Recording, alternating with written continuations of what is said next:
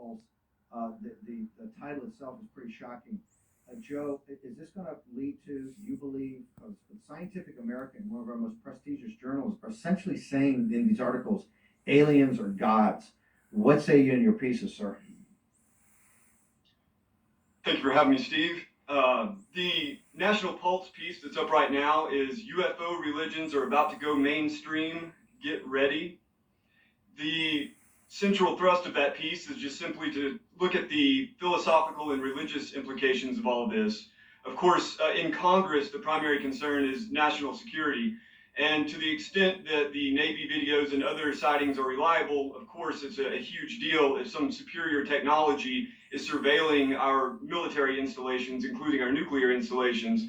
And there's all these questions, there's this huge conversation around it, and I'm not really going to dive into that. It's really not my forte. My forte is religious studies, and I think that probably even more important, unless these things start blasting us into dust, is the psychological impact that the notion of some higher intelligence from the stars could have and is having and more than likely will have as things go forward on the American populace and the modern world in general, in the entire world, to the extent that this mythology is being spun. Joe, we only got time. We're going to have you back tomorrow, but I got to ask you, your previous article went to Obama's kind of his interviews he did with comedians, and then he would do it with Fox. But he said the thing that concerned him most about the UFO information coming out are religious sects and cults that could start to come up and actually be, I think, a national security problem. Is that what Obama said? I would say that it was more of a throwaway line, but a very, very important one, because it is true that this is going to have and already is having an enormous impact on the many subsects and smaller new religious movements that have cropped up over the last 70 years. So in the case of the Nation of Islam, as I talk about in the article, they have a sort of white genocide ideology that believes that a mother plane spinning around the planet will descend with smaller planes and they will annihilate the white race. Pretty shocking stuff, but I guess not that shocking if you look at the history of religion in general.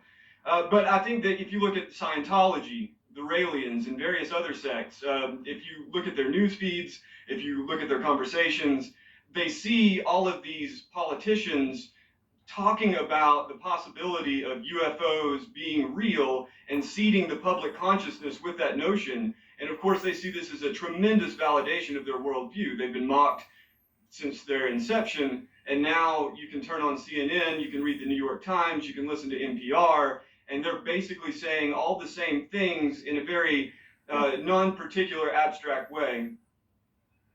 Joe, we're going to get back to you tomorrow. We're going to have the congressman in here. The question gets to be, given how this information has come about, given the classified nature of it, given how long we've had some of this information, why is this coming out now? Given everything in this country, we got to get sorted right now. Why is this information coming out now? What kind of impact it's going to have? We're going to be all over this. Joe joined us to do transhumanism. He's one of the smartest guys about that. There's a whole nother aspect of that, with artificial intelligence, robotics, biotechnology. You're seeing the part of that in this vaccine. So Joe, thank you very much. Last thing I want to say, Thank you, sir. go to this sale's not going to last